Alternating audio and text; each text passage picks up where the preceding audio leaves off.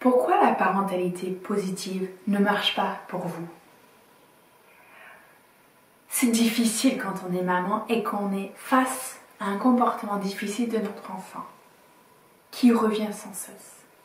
On essaie une première solution, ça marche pas. On essaie autre chose, ça marche pas. On essaye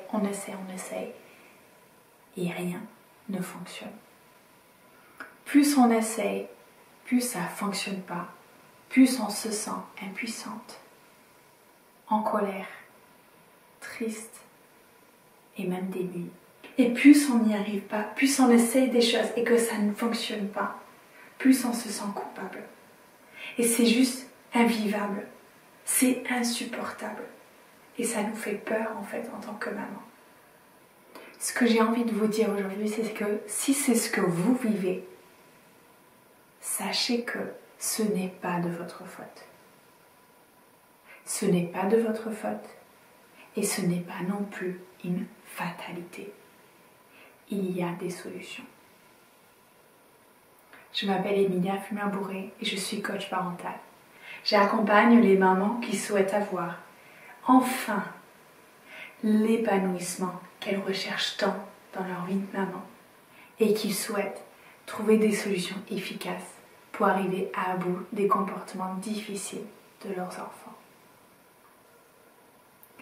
Aujourd'hui, donc, on parle de pourquoi la parentalité positive ne marche pas. Avant d'aller dans les astuces et conseils que j'ai à vous donner aujourd'hui, je vous invite à me mettre un petit pouce, un petit like et à vous abonner à cette chaîne. Aujourd'hui, donc, on parle de pourquoi la parentalité positive ne marche pas pour vous. Je vais vous donner 3 raisons. Ces raisons, on va y aller de la raison la plus évidente à la moins évidente, mais la plus importante et essentielle. Donc la première raison, c'est au niveau des outils. Les outils en parentalité positive, c'est extrêmement sexy en fait. Ça répond à notre idéal. Nous aimerions toutes et tous être des parents parfaits, en fait, des mamans parfaites. J'aimerais être une maman bienveillante.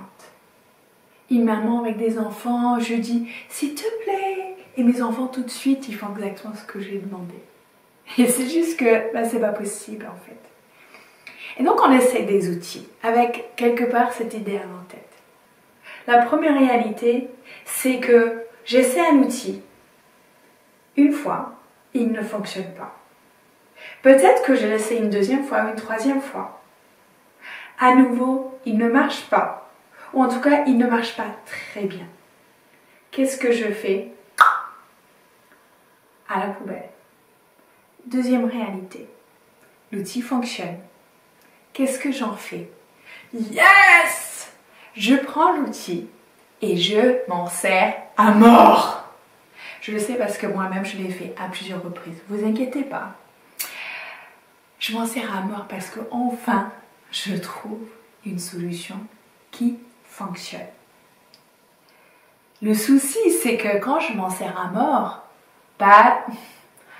peut-être ça vous paraît logique, peut-être pas, mais en tout cas, à force de m'en servir tout le temps, à longueur de journée, ça perd en efficacité. Et petit à petit ou rapidement, d'un coup, l'outil ne fonctionne plus. Et donc, pop, à la poubelle.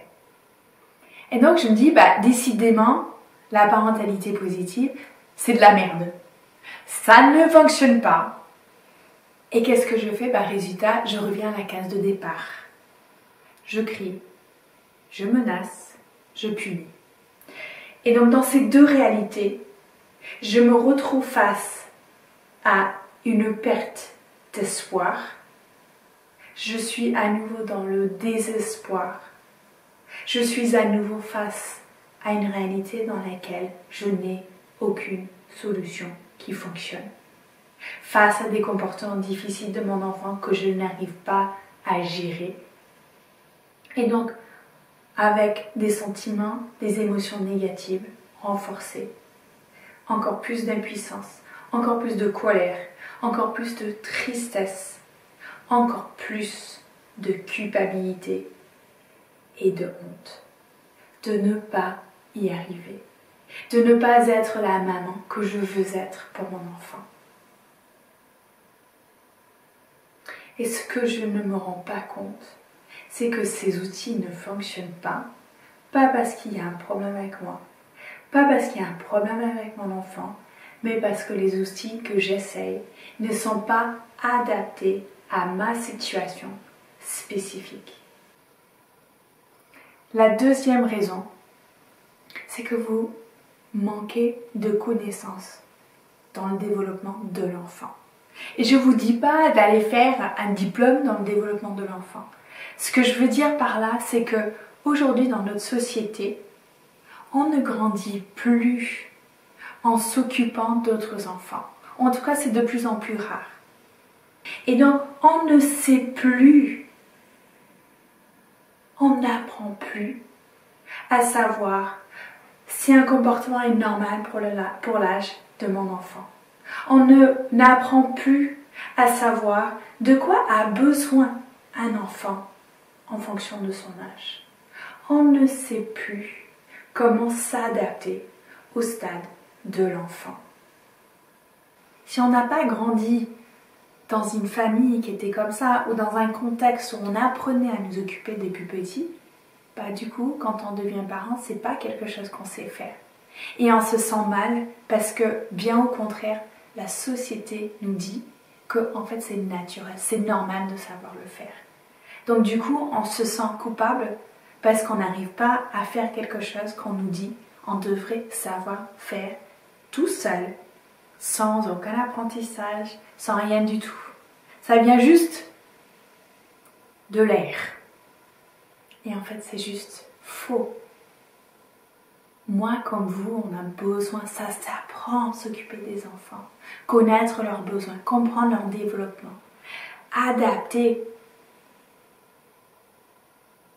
ce que nous faisons à leur stade de développement.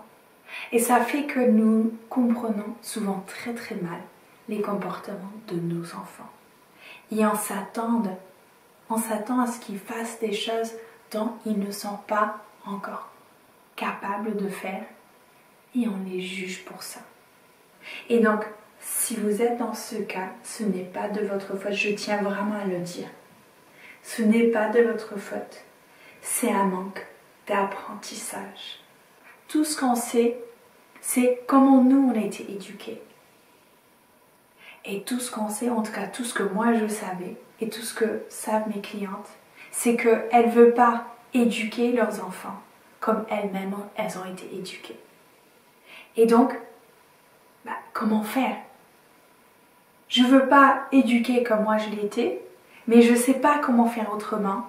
Et tout ce que je lis, tout ce que je cherche à faire dans les livres, les outils que j'essaie ne fonctionnent pas. Donc là encore, non seulement je regarde le comportement de mon enfant et parce que je ne le connais pas, parce que je ne le comprends pas, parce que je ne connais pas les stades du développement de l'enfant, je vais mal interpréter ce qu'il est en train de faire, mais en plus je ne vais pas savoir quoi faire en face, et plus j'essaye, plus je vais être dans ce cycle vicieux de toutes ces émotions négatives. Je vais sentir encore de plus en plus cette culpabilité, cette impuissance, cette colère et tristesse. Et je vais encore plus revenir à cette éducation que je ne veux pas avoir. Ces cris, ces menaces et ces punitions. Et je ne m'en sors pas. La troisième raison, pour moi c'est vraiment la plus importante, c'est que nous manquons de confiance en soi. Et c'est normal, parce qu'on manque de confiance en soi dans les domaines dans lesquels c'est nouveau. Si je n'ai jamais fait de vélo et que j'essaie d'apprendre le vélo, je vais manquer de confiance en moi sur le vélo jusqu'à que j'apprenne à faire du vélo. C'est pareil quand on est parent. Nous sommes face à un milliard de situations nouvelles. Et comme j'ai dit, on n'apprend pas on ne grandit pas dans un environnement qui nous apprend comment faire avec des enfants, comment les éduquer, comment les faire grandir, comment les accompagner. Et donc on est d'autant plus face à de la nouveauté. Et face à de la nouveauté, nous ne pouvons pas avoir de confiance en soi. C'est pas possible. Le souci, c'est que quand on manque de confiance en soi, il suffit en fait de sentir ce manque de confiance. Et tout de suite, en fait, on revient, malgré nous-mêmes, dans tout ce qu'on a vécu de difficile en fait dans notre enfance. On revient dans nos blessures d'enfance. On revient dans nos manques. Quand je vis une crise avec mon enfant, je vais dans mon cerveau, inconsciemment et même consciemment, je vais voir et revoir à chaque fois que mon papa il m'a engueulé, ma maman m'a engueulé et que j'ai pas compris pourquoi. Et comment je me suis sentie mal et mauvaise parce qu'il m'engueulait et que je ne comprenais pas pourquoi il faisait ça. Je ne comprenais pas ce que j'avais fait.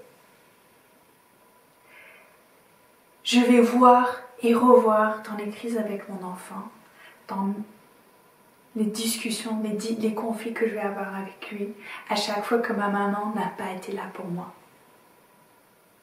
Je vais voir et revoir ça parce que ces blessures d'enfance, ça fait partie de moi, ça fait partie de mon identité, mais si je n'ai pas travaillé dessus, ça reste une blessure ouverte.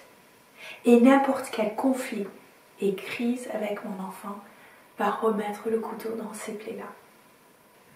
Et le souci, c'est que non seulement je vis et revis ces blessures-là avec mon enfant, mais que ces blessures-là ont créé ce qu'ils appellent des croyances limitantes. C'est des pensées, des choses que je me dis, quand je suis en conflit, en crise avec mon enfant, quand je suis en relation avec mon enfant, qui viennent me limiter, me bloquer dans un fonctionnement donné. Et donc pour vous donner un exemple, moi, une de mes croyances limitantes, c'était « je suis égoïste si je confie mon enfant à une personne ». Pour moi, c'était non seulement je suis égoïste, mais j'abandonne mon enfant, même si je le confiais à son papa. Et ça faisait que c'était impossible pour moi de le confier. Et donc, pour m'assurer à tout prix de ne pas donner cette impression d'abandon à mon enfant, qui était insupportable pour moi, parce que moi-même, je me suis sentie abandonnée petite, du coup, en fait, je me suis sacrifiée pour mon enfant. Et en se sacrifiant, dans ce schéma-là, en fait, je me sacrifiais, je mettais tout ce qui était important pour moi en tant que femme, en tant que personne. Emilia, je ne le faisais pas en fait. Je me mettais de côté. Et donc quand on se met de côté, forcément, on ne peut pas être heureuse. On ne peut pas être épanouie. On ne peut pas être nourrie. On ne peut pas être en lien avec l'autre. On ne peut pas être en lien avec notre enfant quand on se sacrifie pour lui. Forcément, à un moment donné, ça bascule et on ne ressent plus que du ressentiment. Et ça, c'est très très difficile. Et ça nous amène à continuer encore et encore ce schéma de toutes ces émotions négatives et de revenir à cette éducation qu'on ne veut pas. Ces cris, ces menaces et ces punitions. Et donc en fait, ce que j'avais envie de vous dire vraiment aujourd'hui, c'est que la parentalité positive, elle ne marche souvent pas parce qu'elle nous amène dans un changement de paradigme. Elle nous amène à travailler sur nous. Elle nous amène à apprendre sur notre enfant. Et surtout, elle nous amène à changer la manière dont nous sommes en relation avec lui. Parce que la manière qu'on est éduqué, dans cette éducation, on crie, on punit, on menace, c'est une éducation dans laquelle notre relation à l'autre, notre relation à notre enfant, c'est une relation qui est déséquilibrée. Il y en a un qui domine et l'autre qui est dominé. Une personne qui avait tout le pouvoir et l'autre qui se soumettait face à lui. Dans cette relation-là, c'est pas possible de s'épanouir. C'est pas possible de vivre toutes les émotions positives que, en tant que maman, nous voulons toutes vivre. La joie, le bonheur, l'amour, la complicité, la confiance, le partage. C'est pas possible dans cette relation. C'est pour ça que la parentalité positive nous amène dans ce paradigme, dans une relation différente, une relation d'égal à égal, où j'ai du pouvoir et mon enfant a du pouvoir. Mais en tant que parent,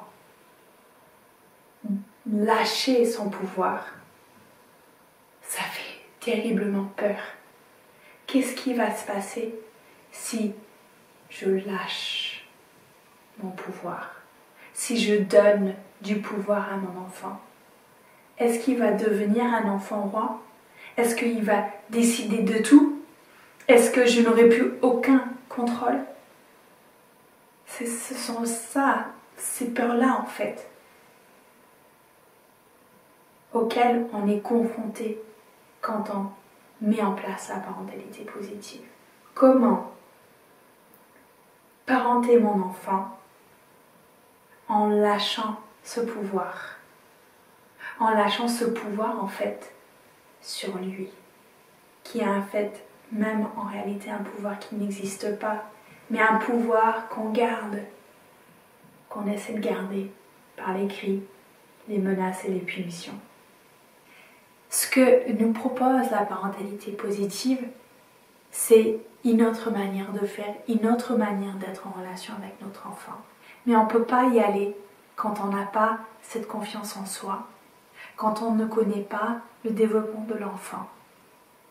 Parce qu'on ne peut pas trouver les outils qui sont, dans ce cas-là, adaptés à nos besoins et à notre situation spécifique.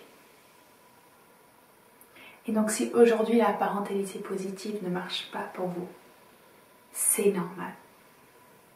C'est normal. Mais ce n'est pas une fatalité.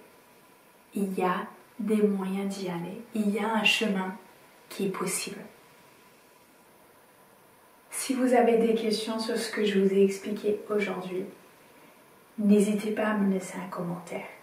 Mettez-moi un petit pouce, un petit like et abonnez-vous à cette chaîne pour vous assurer de ne plus jamais louper aucune vidéo et aucune astuce sur la parentalité.